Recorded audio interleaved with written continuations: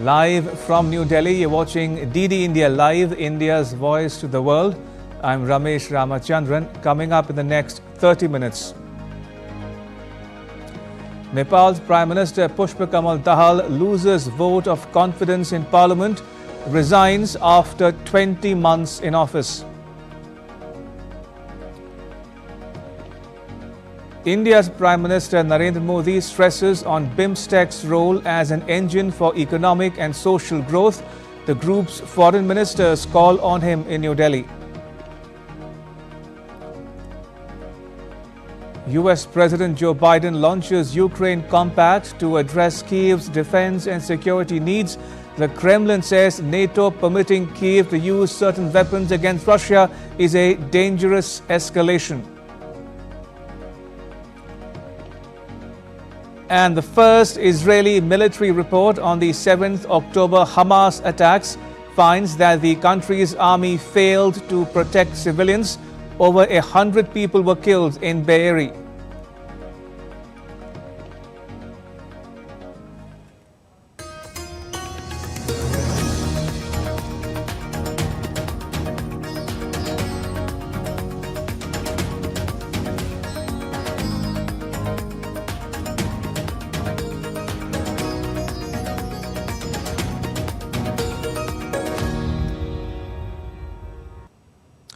First up in news coming in, Nepal Prime Minister Pushpa Kamal Dahal lost a parliamentary vote of confidence on Friday, ending a tumultuous 20-month tenure that saw him survive 4 such trust votes. It paves the way for the formation of a new coalition government. Prime Minister Dahal has resigned after his largest ally, the Communist Unified Marxist-Leninist Party, withdrew support to his government last week. He needed at least 138 votes in his favour in the 275-member House to retain power. A total of 63 of the 258 lawmakers present in the chambers voted for Dahal on Friday, while 194 voted against him. 1 lawmaker abstained. After the ballots were counted, Speaker Dev Raj Ghimire declared that the confidence vote sought by Prime Minister Dahal has been rejected.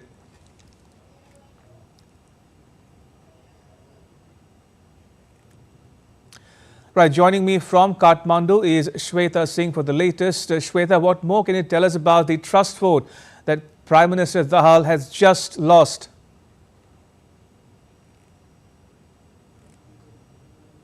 Yes, you see, it's like 194 House of Representative members have voted against Prime Minister Prachanda, and only 63 members supported him. So, any case, it was expected that he'll be losing the floor test, but he's not the first one to lose. It was KP Sharma Oli years back that he also lost vote of confidence. So earlier in the morning, I was thinking Prime Minister Prachanda would be the first Prime Minister to lose vote of confidence, but no, KP Sharma Oli is the leader in that. He already lost before that. So now it will be Nepali Congress and KP Sharma Oli coming together, aligning together to form the government. Now, so you see, this have been expected now to give a more stable government to Nepal. Right. So now looking ahead, Shweta, what happens next? Who will become or succeed Prachand as Prime Minister?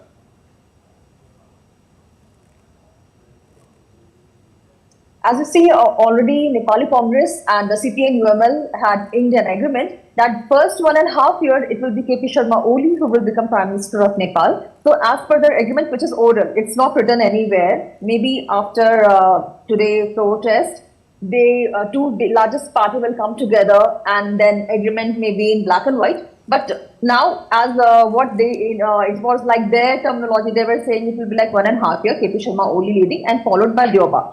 So, as per expected, what terms these both largest party had come together last Saturday. So, expecting it will be KP Sharma Oli who will be Prime Minister of Nepal.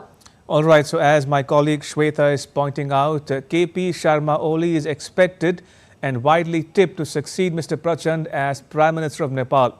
Right. We'll leave it there, Shweta. Thank you. Appreciate it. And moving on, foreign ministers from BIMSTEC member states paid a joint call on India's Prime Minister Narendra Modi in New Delhi on Friday. PM Modi had fruitful discussions with the group of ministers on further strengthening the regional cooperation in diverse areas including connectivity, energy, trade, health, agriculture, science, security and people-to-people exchanges. He stressed on the role of BIMSTEC as an engine for economic and social growth. Prime Minister Modi reaffirmed India's commitment to a peaceful, prosperous, resilient and safe BIMSTEC region and highlighted its significance to India's Neighbourhood First and Act East policies as well as its Sagar Vision, which is an acronym for Security and Growth for All in the region. He expressed India's full support to Thailand for the upcoming BIMSTEC summit to be held in September. India's External Affairs Minister S. Jaishankar held talks with his Thai counterpart Maris Sangiampongsa. As a maritime neighbour, both countries have civilizational bonds and shared interests. The leaders thus held good discussions on intensifying engagement covering political, defence and security, trade and investment, physical and financial connectivity, tourism and people-to-people ties. They also exchanged views on regional matters, India-ASEAN, Indo-Pacific and cooperation in the United Nations. India and Bhutan held a bilateral meeting on fight against climate change in New Delhi. The Bhutanese delegation met Union Minister of State for Environment Kirti Vardhan Singh. They discussed issues related to air quality, climate change, forests, natural resources, wildlife and renewable energy. The Indian leader thanked the Bhutanese minister on joining the International Big Cat Alliance, a global initiative by India. Both sides agreed to work together in the areas of climate change, air quality, forest, wildlife management and capacity building in the fields of environment and climate change. India suggested to hold the joint working group meeting as well. India is well on track to achieving Sustainable Development Goals before 2030. The Sustainable Development Goals lay out an ambitious and comprehensive agenda for global development by the year 2030. The latest report issued by Government of India's premier policy think tank Niti Aayog says the country has performed well in poverty alleviation and hunger indicators. The report says 250 million people in India have come out of multi-dimensional poverty. Over 40 million people have now got a house under the PM Awas Yojana, a housing for all mission by the Indian government. In the hunger index, India has moved from red to yellow zone. Around 800 million people are getting free ration in the country today. A report published by State Bank of India shows that India has created 125 million jobs during FY14 to FY23. It was 4.3 times more than the preceding decadal period of FY04 to FY14, that was only 29 million. Additionally, the total employment reported by micro, small and medium enterprises registered with the MSME Ministry has crossed the 200 million mark, this according to data from the Udyam registration portal. The report also notes that better paid jobs are becoming available in the economy as the comparison of Employees Provident Fund Organization data with CLEMS data shows that in FY24, the share of EPFO jobs was 28%. The report calculated that there has been a significant increase in employment in construction activities as the government's focus is on infrastructure sector. India's Aadhaar card has become a pivotal pillar in the nation's digital revolution. As the largest biometric identification system in the world, it has brought about significant changes in the way services are delivered to over 1 billion people. Here's a report by our correspondent Dibyeng Mondal on how Aadhaar is changing the digital landscape of India. Since its launch in 2009, Aadhaar has transformed access to services across India. With over 1.3 billion Indians enrolled, Aadhaar provides a unique 12-digit identity number linked to an individual's biometric and demographic data. One of the key benefits of Aadhaar is its role in financial inclusion. By linking Aadhaar to bank accounts, The government has ensured that subsidies and benefits reach the intended recipients directly. The direct benefit transfer system has saved billions of dollars by eliminating middlemen and reducing fraud. हमने आधार card को, आधार number को सरकारी योजनाओं से जोड़ा। हमने ऐसी सारे बिचौलियों को बाहर किया, पैसा डायरेक्ट किया और अनुभव आया कि करोड़ों लोग ऐसे मिले हैं कि जो है ही नहीं, लेकिन रुपये जाते थे, अरबों खरबों रुपये जाते थे। अब वो तो बंद हुआ, पैसे बच गए, लेकिन हमने कहा जो जरूरतमंद बेचारे बाहर रह गए थे उनको ढूंढ ढूंढ करके लाओ और ये बचे हुए पैसे उनके खजाने में जाने चाहिए। Aadhaar is also revolutionizing the way people interact with government services. From applying for passports to filing tax returns, Aadhaar has simplified and streamlined numerous processes. It is now a crucial element in the Pradhan Mantri Jan Dhan Yojana, a financial inclusion program that has brought banking services to millions of unbanked citizens. The impact of Aadhaar extends beyond government services. Private companies are leveraging Aadhaar for KYC processes, making it easier for people to open bank accounts, get mobile connections, and even secure loans. This has boosted the digital economy and improved access to services. The seamless services revolutionizing the digitization in India has attracted praises even from abroad. I think India, just as India did this for Aadhaar, I think for telephony and electronic authentication, I think India could really show the world how to do it right. Looking ahead, the potential of Aadhaar is immense. As India continues to innovate, Aadhaar is set to play a crucial role in areas like digital health records and online education. Its robust and scalable architecture could also serve as model for other countries looking to implement similar systems. India's Aadhaar card is not just an identification tool, but a transformative force driving the nation towards a more inclusive and efficient digital future. Dibyendu Mondel's report for DD India. Kerala Chief Minister and Union Minister Sarbananda Sonobal formally inaugurated India's first semi-automated deep-water transshipment port, Vizhinjam International Seaport, on Friday. The port welcomed its first mothership from China.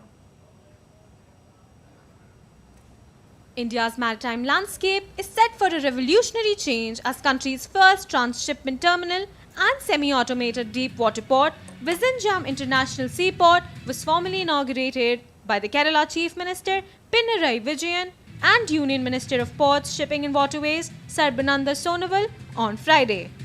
Union Minister Sonowal expressed confidence that the port will offer steep competition to the existing transshipment hubs at Colombo and Singapore. I am sure that the port's capability to service mega-sized container vessel with other associated services that it offers, Vizhinjam Port will offer steep competition to the existing transshipment hub at Colombo and Singapore. That this port, being a greenfield project, will use the best of the energy-efficient technologies and intelligent smart port system that would create an operational efficiency and green port benchmark for other ports to follow. On Thursday morning, MV San Fernando, the first mothership carrying 2,000 containers, arrived at the port from Xiamen, China. This significant event marks the beginning of a new era in India's port operations. Vizhinjam International Seaport, built at a cost of $910 million, is owned by the Kerala government and is expected to be fully commissioned by September or October this year, with an initial capability to handle 10 lakh containers per year. Upon full commissioning, it will be able to manage 2 motherships simultaneously. Vizhinjam International Seaport heralds a new chapter in India's maritime capabilities, promising significant economic and logistical benefits. With inputs from Ajay Joy, Kirat Chawla for DD India. And still to come on DD India Live. In Spain, the leader of the far-right Vox party decides to pull out of 5 regional government coalitions over disagreements on migration policy. And European shares gained for a second consecutive week. US inflation data raises hopes of more rate cuts by the US Central Bank.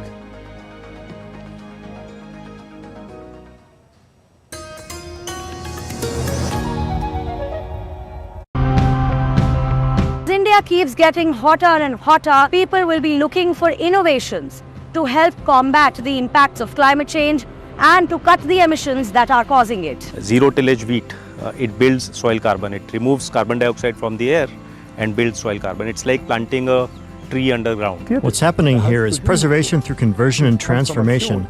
I think you can see that very well here.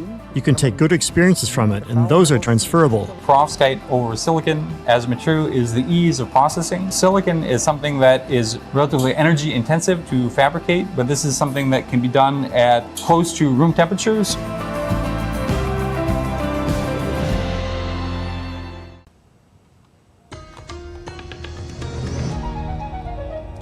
You're watching DD India Live. I'm Ramesh Ramachandran.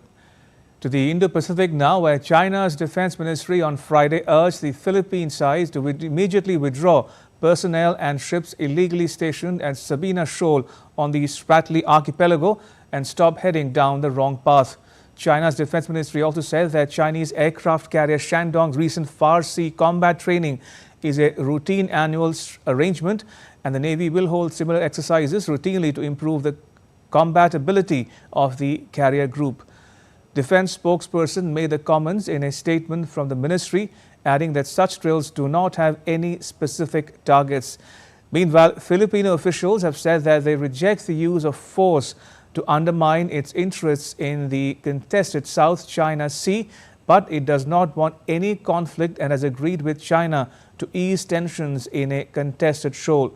National Security Advisor Eduardo Ano said efforts were underway to de-escalate tensions in the disputed waterway, where Manila and Beijing have accused each other of aggressive behavior involving their ships and of damaging the marine environment.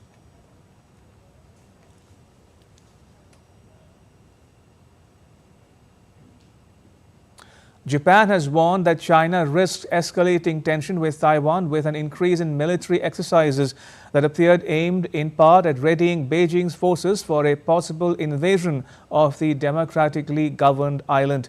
Japan's annual assessment of security threats, including those posed by neighbors China, North Korea and Russia, comes as Taiwan closely monitors Chinese air and sea exercises, including one with an aircraft carrier in the Pacific. Japan's 548-page assessment also exposed China's plans to double its nuclear arsenal to more than 1,000 warheads by the year 2030.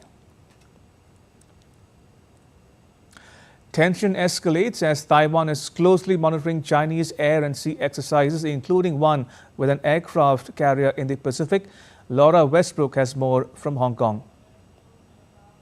In its annual defense white paper, Japan said that China's increased military activity meant it could not discount the possibility of increased tensions. Now, Japan is concerned that any conflict in Taiwan could spread to its territory. One of its islands is only 110 kilometers from Taiwan, and Japan also hosts 50,000 US troops as well as hundreds of US military aircraft, which Washington could deploy to defend Taiwan if necessary.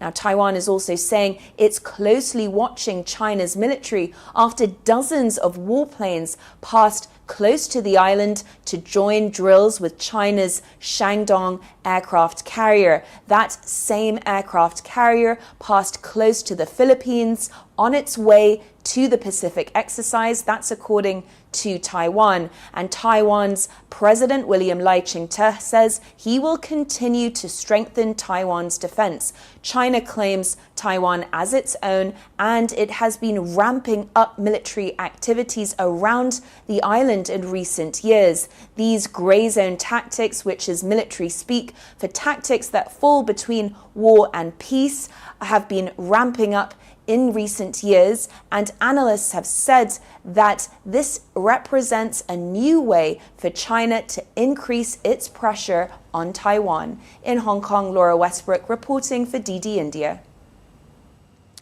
The three-day NATO summit in Washington, D.C. concluded on the 11th of July with the launch of the Ukraine Compact, a security framework signed by 32 allies. The newly announced Ukraine Compact builds upon the joint G7 declaration made at last year's NATO summit in Vilnius. The compact states that members will support Ukraine together in a unified, coordinated and comprehensive architecture, and more importantly, not just for now, but for years in the future. Let me quickly tell you how exactly are the countries planning to help Ukraine. In the short term, the 32 allies of Ukraine will continue to supply the weapons and munitions and training they need to repel Russian forces. In the medium term, they will help build a future force that has the strength and capabilities both to defend Ukraine and deter further aggression. In the long term, after this conflict is over, if Putin ever tries it again, all the countries that endorse the compact have pledged to support Ukraine.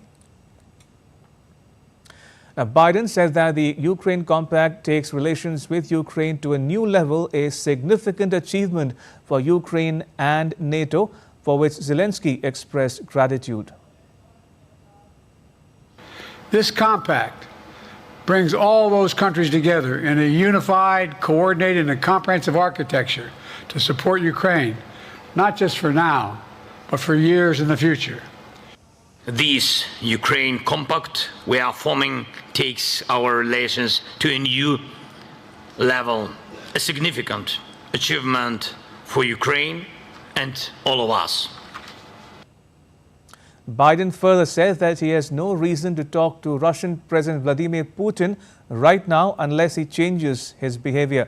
Biden vowed that the U.S. cannot retreat from the world and said under his leadership, Washington will not walk away from support for Ukraine.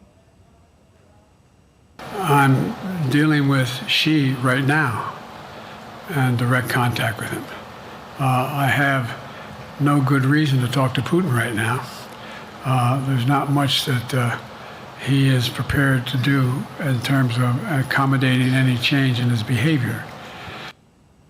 The Kremlin, for its part, said on Friday that it had noted some Western countries' statements at this week's NATO summit permitting Kyiv to use arms they had supplied to strike Russian territory in a move it called a dangerous escalation.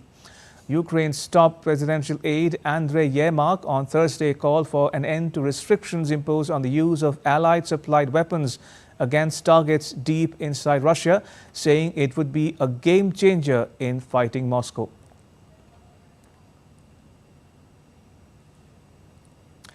In Spain, the leader of the far-right party Vox announced on Thursday he was pulling out of 5 regional government coalitions with the centre-right People's Party because of disagreements on migration policy. The PP, which runs 5 regions, including Valencia, in coalition with Vox, on Wednesday accepted a plan by the Central Socialist government to transfer some 400 under-18 migrants from the Canary Islands to the peninsula. The PP's regional leaders affected by the decision said they will try to govern alone. Founded in 2013, Vox has become the 3rd largest party in Spain. However, while far-right parties saw a strong performance in this year's European Parliament election, Vox saw its share of the vote in Spain fall compared with the national election in July 2023. A summer storm flooded streets and brought hail into the central French town of Decazeville on Thursday. As per local officials, the heavy rains in the region have damaged buildings and vehicles, leading to more than 200 interventions by public safety authorities, and around 8,000 households experienced blackouts on Thursday night. So far, no injuries have been reported. European shares advanced on Friday, posting gains for a second consecutive week on positive earnings updates, while U.S. inflation data raised hopes of more rate cuts by the Federal Reserve. The pan-European stock 600 was up 0.3% during the early hours of the day, logging its highest level since June 13. France's CAC 40 and UK's FTSE 100 were the outperformers, rising 0.5% each. Consumer prices in France rose 2.5% year-on-year in June, while German wholesale prices fell by 0.6% in June compared to the same month last year. In sports news, Barbara Krejcikova returned to a Grand Slam singles final 3 years after her only triumph with a stirring Wimbledon comeback on Thursday that set up a meeting with Italian Jasmine Paolini, who continued to break new ground at the All England club. Despite a wealth of major doubles success, Krejcikova came into the contest with Elena Rybakina as the lower-seeded underdog. However, she kept a cool head and after a sluggish start against the big-hitting Kazakh to prevail 3-6, 6-3, 6-4. Meanwhile, 7th seed Paolini earlier became the first Italian woman to reach the final after overcoming Croatian Donna Vekic 2-6, 6-4, 7-6 in a thriller, continuing her extraordinary year after last month's French Open runner-up finish.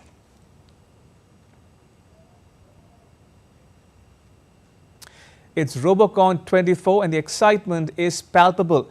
The event starts from Saturday at Tyagaraja Sports Complex in New Delhi. 46 teams are participating this year and the ultimate winner will represent India in Vietnam this August. Siddharth Bharadwaj has more. For Robocon 2024, where this time around 46 teams are participating from all over the country. The ultimate winner of this competition will represent India in Vietnam in the month of August. The event has just got bigger and better this time, with participants all geared up to put their best foot forward. 46 teams will fight it out in the mega event, commencing from July 13 at Tyagaraja Sports Complex in New Delhi. All the participants are very excited, and so are the last year's winners. The feeling of winning is constant in our hearts right now, and we are well prepared to demonstrate our skills. Like last year, we are here to win this competition again and again on an equal basis. Subir Saha, Professor, Department of Mechanical Engineering, IIT Delhi, says the competition has reached a new level this time and teams are all set to showcase a unique blend of technology and innovation. Delhi, we have been doing it for the last 5 years. So if you say what is new, it is a game strategy which has been decided by the international committee, which is Vietnam this year. So they have created the game theme as Harvest Day, means how the robots do the harvesting, plantation, etc., etc. So that's a new thing you will see this year. With their unique and innovative ideas, these teams are assembling in the national capital to pursue their ambitions, as the ultimate winner will represent India on the global stage in Vietnam this August. Referee TP Singh shares the excitement for the event. Like every year, this year also, the theme is different and very exciting, and important thing is the teams are well prepared and they are looking forward for the competition, and I'm sure India will do well at the international level also. This event will not only open new avenues for innovation, but also elevate the spirits of young budding talents who are poised to shape the future of a country. The excitement in the air is palpable, and the participants are busy fine-tuning their robots for tomorrow's competition. Well, this competition, Robocon 2024, will provide a unique blend of technical skills and also some innovative ideas. With camera person Rajesh, this is Siddharth Bharadwaj reporting for DD India in New Delhi. And with that, it's a wrap on this edition of DD India Live. You can get all the latest news and updates on the DD India mobile app. It's available on Android and iOS platforms. You can scan the QR code on the screen to download it. And let us know your thoughts on the news of the day. You can connect with us on Facebook, X and Instagram. You can also check out our website ddindia.co.in. We'll be back with more news as it breaks here on DD India. I'm Ramesh Ramachandran. From all of us here in New Delhi, thanks for watching DD India Live.